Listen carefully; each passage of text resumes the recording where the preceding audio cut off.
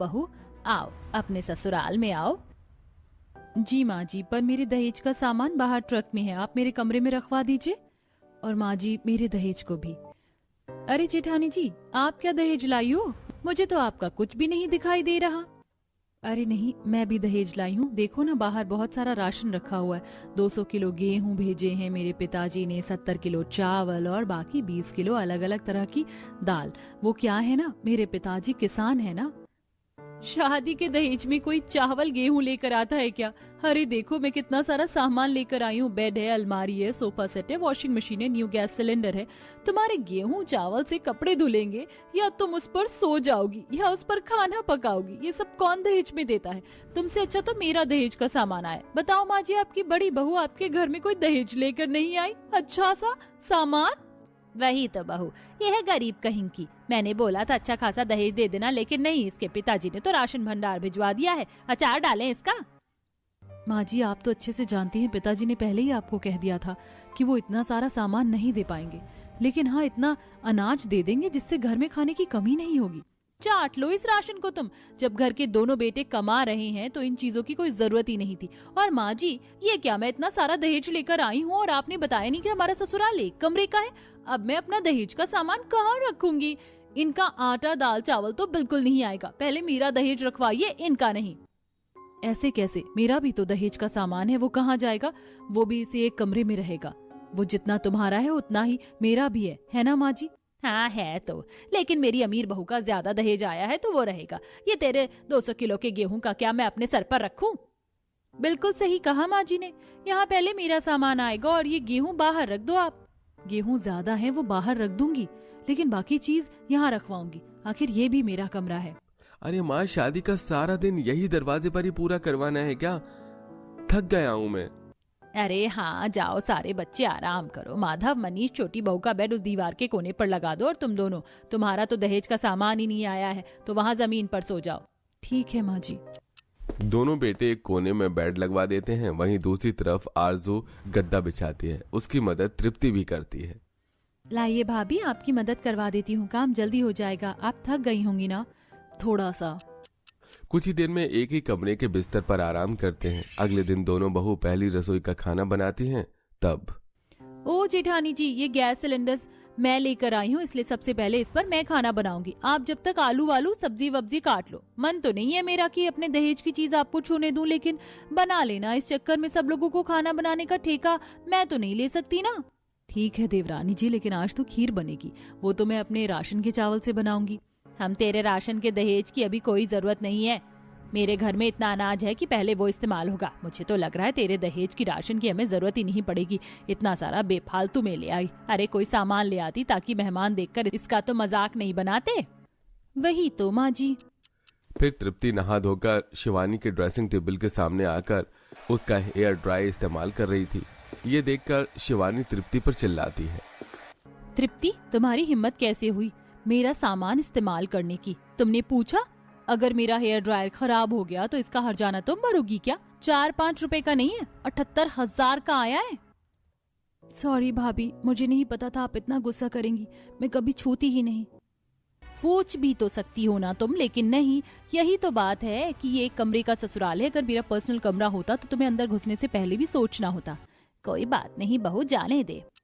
कुछ देर बाद सब एक साथ बैठकर पहली रसोई का खाना खाते हैं। फिर शादी के कपड़े धुल रहे होते हैं तो सास वॉशिंग मशीन में कपड़े धोते हुए देख खुश होती है। अरे वाह बहू, मुझे या घर में किसी को भी हाथ से कपड़े धोने नहीं पड़ेंगे। ये वॉशिंग मशीन है ना, और ये कपड़े तो बहुत जल्दी सूख गए, बस हवा लगानी है। यही तो काम है माँ जी इस वॉशिंग मशीन का। अमीर घर से हूँ तो आपने ये वॉशिंग मशीन देख ली, वरना गरीब बहू के चलते आप इन अच्छी चीजों का कभी लाभ ही नहीं उठा पाती। हाँ बहू, ऐसे गरीब बहू भी कुछ दहेज में सामान लाती, लेकिन नहीं, चावल बावल उठा लाई है। अरे सोफा सेट लगे, कम से कम रिश्तेदार तो देखते, लेकिन नहीं। माँ जी, माना कि दहेज में अच्छी चीज लेकर नहीं आई, लेकिन खराब चीज भी नहीं लाई। आपको अंदाजा भी नहीं होगा, मैं बहुत महंगा राशन लेकर आई हूँ, वो भी अपने ही पिताजी के खेत से, जिसमें कोई मिलावट नहीं है। अरे जा जा, मुझे मत सिखा। रात को सोने में गरीब बहू को प्रॉब्लम होती है। बाकी सब तो आराम से सोते हैं, लेकिन जमीन पर उसे जगह नहीं मिलती। बगल में नंद जो सो रही थी। तृप्ति, तुम थोड़ा उधर हो जाओ, मुझे जगह नहीं मिल रही है। यहाँ तुम्हारे भैया हैं, भाभी इस तरफ दीवार है और इधर भी जगह नहीं है, छोटी भाभी के दहेज का सामान भी रखा और आपके दाल चावल भी है, फिर कहाँ जाएं और सोने। अच्छा ठीक है। जैसे तैसे आरजू सो जाती है। कुछ देर बाद 2 चूहे आकर दाल चावल की बोरी को काट देते हैं और शिवानी के नए पलंग के गद्दे को भी कुतर जाते हैं। अगली सुबह जब शिवानी की नजर पड़ती है तो फिर चिल्लाने लगती है, ये भगवान, मैं तो परेशान हो चुकी हूँ। एक तो एक ही कमरा है, वो भी पर्सनल नहीं है, और यहाँ पर भी चूहे मेरा नया दहेज का बिस्तर कुतर कर चले गए। ऐसे ही तो नहीं आए होंगे। ये देखो, इनके दाल चावल की बोरी भी कन्नी हुई रखी है, जरूर वो इसी के पीछे आए होंगे। माँ जी देख रही है ना आप, गरीब जेठानी जी की वजह से मेरे दहेज के सामान के साथ क्या हो गया। अरे मैया, तेरा तो नया गद्दा था, कैसे चूहा खा गया बताओ। क्यों री गरीब चुड़ैल, देख ले, तेरे 2 कौड़ी के राशन दहेज की वजह से मेरी बहू का दहेज खराब हो गया। माँ जी, चूहे ने भी तो मेरी राशन की बोरी को काट दिया, और आपने ही रसोई नहीं बनवा रखी है, तो मैं क्या करूँ। आपने एक कमरे का ससुराल क्यों बनवाया? अलग अलग कमरा होता तो आज ऐसा नहीं होता। हाँ माँ, भाभी ठीक कह रही हैं, तू तो चुप ही रह। ये कहकर सब अपने अपने काम में लग जाते हैं। फिर शिवानी ओवन में चीज पास्ता बनाकर लाती है, जिसे खाकर सास बहुत खुश होती है। वाह बहू, तूने कितना अच्छा बनाया है, मैंने तो पहली बार खाया। चलो, कुछ तो फायदा हो रहा है दहेज में तेरे सामान लाने का। इसके चावल को तो कुकर में ही पकाना होगा। छोड़िए, बेचारी गरीब जेठानी को क्या बार बार ट्रोल करना। ये लीजिए, आप भी खा लीजिए, कभी खाया नहीं होगा ना। शुक्रिया, वैसे ये बहुत अच्छा लग रहा है खाने में। अच्छा तो लगेगा ही, मैंने ओवन में जो बनाया है। ऐसी वक्त गुजरता है। एक दिन आरजू खाली वॉशिंग मशीन की अलमारी पर अपने गेहूं और दाल चावल की बोरी रख रही होती है, जिसे देख देवरानी चिढ़ जाती है। ओहो, क्या हरकत की है आपने मेरी वॉशिंग मशीन के अंदर। चावल की बोरी क्यों रखी है? मशीन खराब करना चाहती हो क्या? वैसे ही इस एक कमरे में जगह नहीं है। अरे, इसी एक कमरे में जगह होती तो मैं चावल की बोरी इसमें क्यों रखती। जगह बन जाए इसलिए मैंने खाली वॉशिंग मशीन में बोरी रख दी, फिर बाद में हटा देती जब तुम्हें कपड़े धोने होते। नहीं, आप मेरी वॉशिंग मशीन को खराब करना चाहती हैं क्या? आप हटा लीजिए इसे यहाँ से। आरजू समझाती है, फिर भी शिवानी खुद से उसकी बोरी को निकालकर घर के गेहूं के ड्रम के साथ रख देती है। वहीं दोनों बेटे एक कंपनी में काम करते थे, जहां इलेक्शन के दौरान सारी चीज महंगी हो जाती है और उनकी कंपनी किसी इलीगल काम में होती है, जिस वजह से बंद कर दी जाती है और दोनों भाई नौकरी से हाथ धो बैठते हैं। फिर शाम को सब खत्म हो गया, अब हम क्या करेंगे? घर का खर्चा कैसे चलेगा? जिस कंपनी में थे उस कंपनी का नाम सुनकर तो हमें इतनी जल्दी काम भी नहीं मिलेगा, क्योंकि एक्सपीरियंस हमें इस कंपनी का है, पर हमने तो कुछ गलत नहीं किया था ना। हाँ भैया, समझ नहीं आ रहा घर वालों को कैसे बताएं। क्या हुआ बेटा, क्या बताना है? तुम दोनों बहुत परेशान हो। माँ, भैया और मेरी नौकरी छूट गई है। इलेक्शन की वजह से सब बर्बाद हो गया और अब तो हमारी नौकरी भी नहीं रही, तो घर का खर्चा कैसे चलेगा ये भी नहीं पता। क्या? ये तो नहीं होना चाहिए था। आप कहीं और देखना, हो सकता है कहीं नौकरी मिल जाए। हाँ, कोशिश तो करेंगे।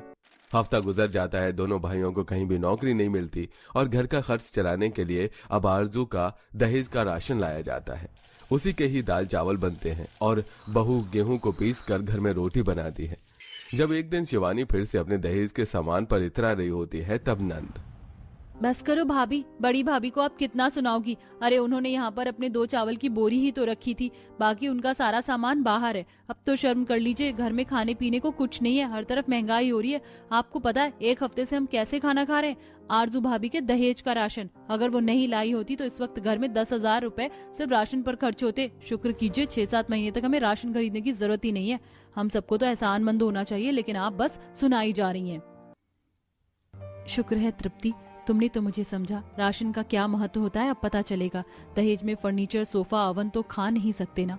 मेरे दहेज का ही तो राशन काम आ रहा है। सही बोला। और तू बहू, तूने आज तेरे दहेज में हम सबके 6-7 महीने की मुश्किल हल कर दी। हाँ, जब तक हम कहीं नहीं नौकरी भी ढूंढ लेंगे। जेठानी जी, मुझे माफ कर दीजिए, इतने समय से मैं आपको कुछ भी बोलती रही। अब से मेरे दहेज का सामान आप भी इस्तेमाल कर सकते हैं। तुमने इतना कह दिया, यही बहुत है।